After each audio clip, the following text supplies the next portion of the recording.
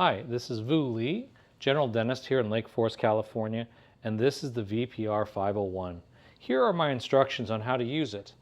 First off, you need a phone that is compatible. That means an iPhone. We recommend 12 and up with a MagSafe case. The 14 is pretty good. The 15 Pro, very good. And the 16 Pro, also good as well. But we do recommend a Pro level iPhone. Does not need to be the max size like this. But the main thing is it has a good 1x sensor, which is exclusive to the iPhone Pro models. An alternative camera that we like is the Samsung S23, 24 Ultra series. These phones have phenomenal resolution.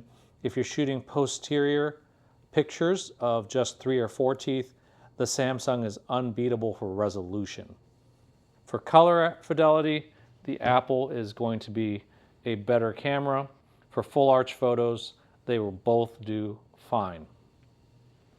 Let's talk about that MagSafe ring again. So this is a ring designed originally by Apple to make a wireless charger mount reliably on the phone, but they quickly realized that it could be used for accessories too. So you'll see a lot of MagSafe pop-up rings and chargers and docks and everything, phone, car holders.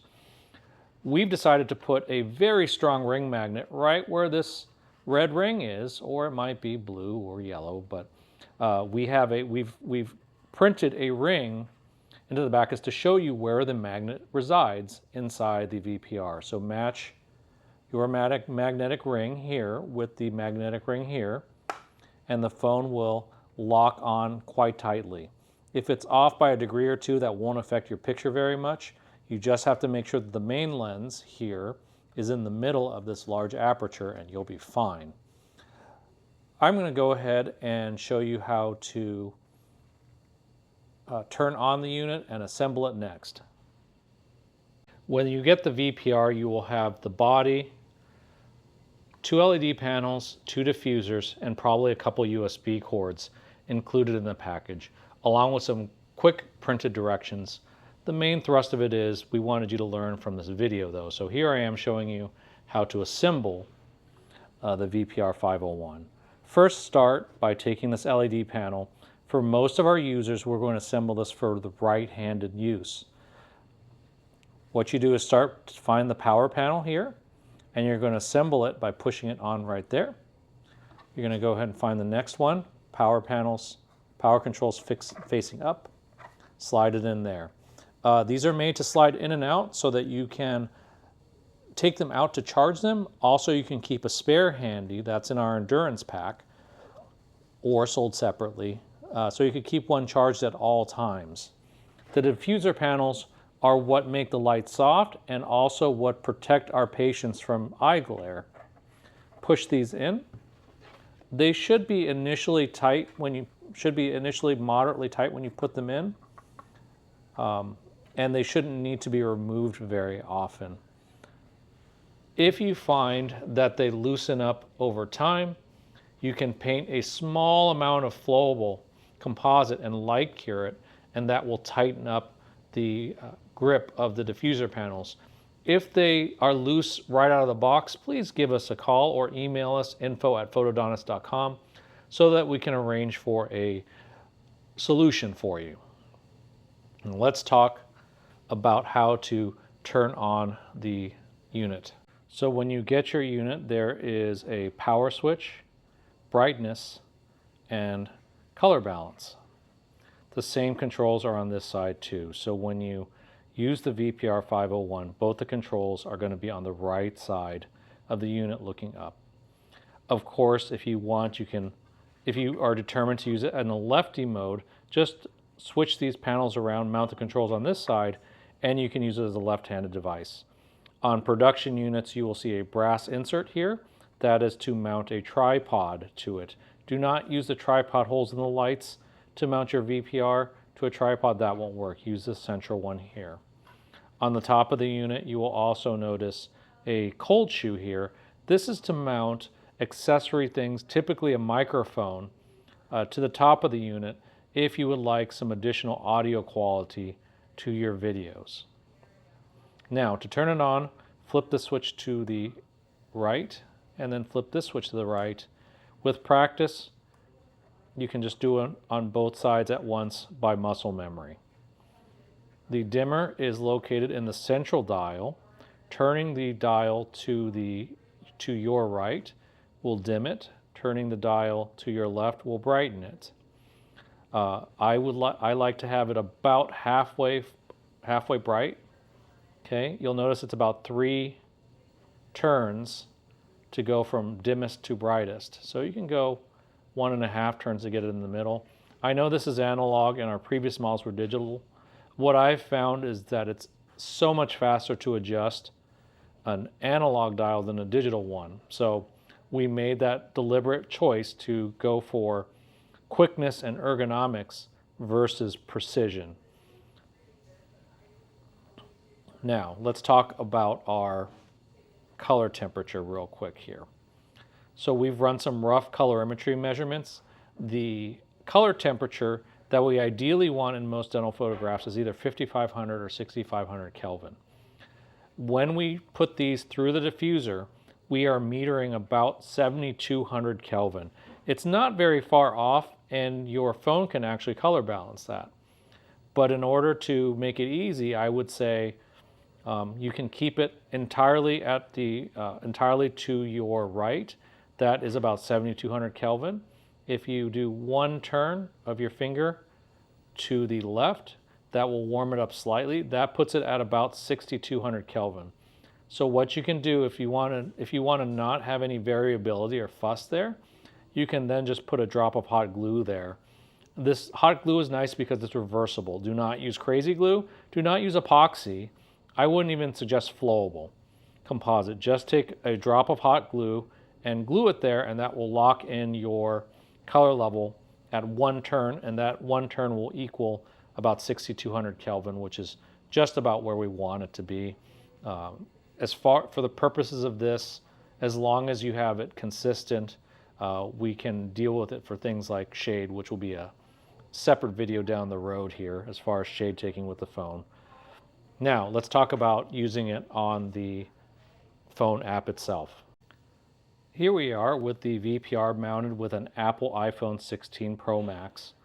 I'm going to show you how to use the very basic level of operation with the phone. In future videos, we'll talk about more advanced workflows, but the purpose of this video is just to get you started on basic photography, which is good enough for 90% of us 90% of the time. Let's go ahead and start by turning on the camera. We can hit on the iPhone 16, you have a dedicated camera button, but if you don't have that, on most iPhones, sorry, my Face ID is triggering off. Let's try that again. On most iPhones, what you can do is hold down the camera button here, or on the iPhone 16, you can hold this camera button here.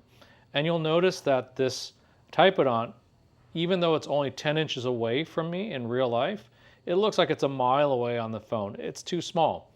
What most people will do is bring it really close. And the problem we have with that is those teeth look really distorted. It's kind of like your doorknob, your front door peephole. That's what it kind of looks like. It's barrel distorted. So that's too close. And that's actually not the fault of the optics. It's what we call perspective distortion. It's when you take an object and bring it really close to the eye. You can do this with your own eye. Put something square really close to your eye, and you'll notice it starts to look round. So what we have to do is shoot from farther away. One solution is to just go 2x zoom, and you can do that. 2x zoom, it looks okay. There is still some perspective distortion, though, at the 2x zoom. So what I like, especially on newer phones with stronger processing and sensors, is I like 4x. In the past, we've recommended 3x, but 4x works. You'll notice that I'm not using my thumb at all. We've designed it to balance. The phone should balance between your knuckles and the bottom of your fingertips and the top of your knuckles. I call this the tensegrity grip. You'll see there I have very little tension to hold it. I'm just letting it rest between the top of my knuckles and the tip of my fingers in a one-handed grip. That is something we intentionally designed into the Unigrip and that's why there is that gap there, tuned exactly where it is. We also have walls on the top and bottom. That's to provide an additional grip. You can use those for additional purchase if you need to. But let's go ahead and talk again. We're going to put the phone at 4x zoom. On most iPhones with current iOS, all you do is you flip your finger near the zoom and a wheel pops up. See these numbers here? Go ahead and turn, just a drag and drop to the percentage you want. I like 4x. If you have a weaker non-pro iPhone, I wouldn't go higher than 3x. But I like 4x a lot for these full arch pictures. On a nicer, newer Pro phone, I like 8x for shooting posteriors. Going up past 8 on the iPhone is problematic. On the Samsung, you can go to 10 or 12 and it's not a problem. That's just a difference in how they handle resolution. I'm not going to make a judgment about which phone is better or worse, because the reality is most of us want to use what we're familiar with, and that's probably going to be an Apple for most of us. We do a lot of our pictures with Samsung, quite frankly, but I've seen success with all users on any platform, Google Pixel as well. And here we are really quickly with the Samsung phone. You can see they've also borrowed the same, I don't know who did it first, but they've borrowed the same flick to zoom, or touch and drag to zoom feature. I really like the 4x, as I said, for these full arch shots. I like to take them that way. There is a stealth grip here on the left side if you want a little bit more stability. We like the Optragate for our frontal shots. More on retractors in the second video to come. But yeah, we can get good results. The bottom line, though, is that the VPR is something designed to get good results regardless of what phone you use. I want to say on behalf of myself and everybody on the Photodontist team, thank you so much for purchasing our product. We are there for you. If you need support, please contact info@photodontist.com, or you can go on our website and fill out a contact message there, but the email is probably the best way to reach me. I am there for you. We want to stand behind our products. If you have any issues, please contact us. I will personally work through the vast majority of the support things, and I'll even help you with technique if you have any questions there as well. For everyone at photodontist.com, I'm Vu Lee, DDS. Thanks again.